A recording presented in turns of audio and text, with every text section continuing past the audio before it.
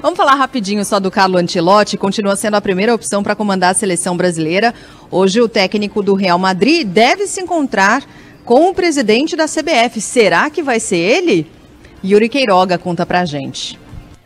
O presidente da CBF, Edinaldo Rodrigues, diz que conversará hoje com o staff do técnico Carlo Ancelotti na Espanha. Ele acompanha a seleção no país durante a preparação para o amistoso diante da Guiné em Barcelona. Edinaldo disse que quer definir o nome do novo técnico canarinho o quanto antes, mas não descartou esperar um pouco mais, mirando uma mudança de planos de Ancelotti, que disse mais de uma vez que quer cumprir o contrato com o Real Madrid até o meio de 2024. Tem muitos que falam a mesma coisa, olha, espera e tal.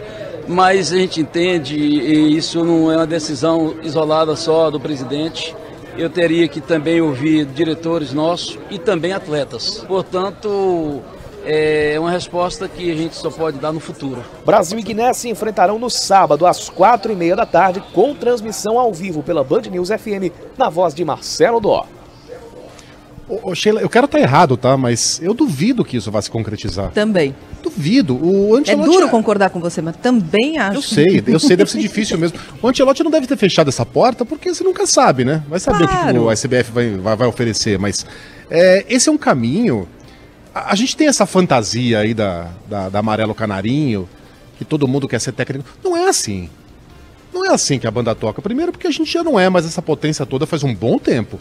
Segundo, porque esse caminho aí, clube e seleção, ele é muito valorizado no Brasil.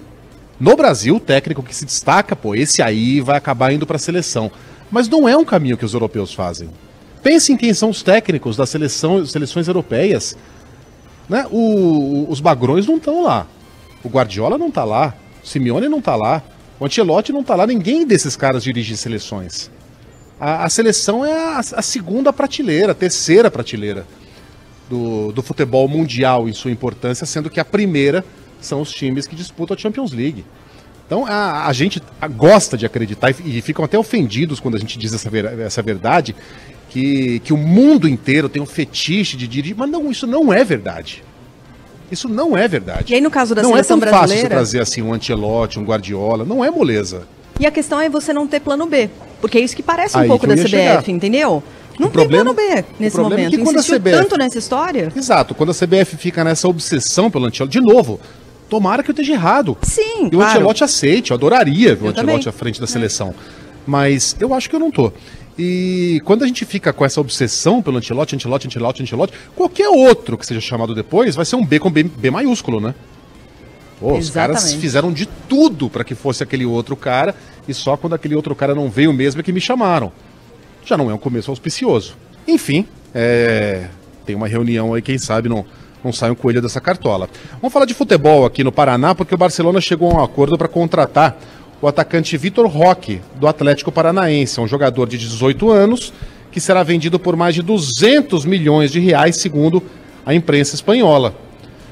Uma perda para o Atlético, hein, Leonardo Gomes? Com certeza. A torcida do Atlético Paranaense é aquele negócio, né? Quando você tem um colega de empresa que vai para uma empresa melhor ou para um lugar melhor, você fica feliz por ele, mas triste pelo time. É mais ou menos esse sentimento da torcida do Atlético Paranaense. A informação dessa negociação já acertada é do jornal espanhol AS. Segundo a publicação, o valor de 209 milhões de reais, mais ou menos isso, seria pago em 3 prestações. Contudo, a oficialização do negócio só pode se dar com o ajuste do elenco do Barcelona, porque de acordo com o jornal, a situação econômica do clube exige que haja pelo menos 3 saídas para liberar folha salarial suficiente e se ajustar ao fair play financeiro exigido pela La Liga. Ainda falando do futebol paranaense, mas agora do Paraná Clube, a justiça tem prazo de até 30 dias para confirmar o acordo do Paraná, do tricolor aqui do estado, com os mais de 400 credores. O plano de recuperação do tricolor foi aprovado no início da semana. O acordo de recuperação judicial engloba um valor de aproximadamente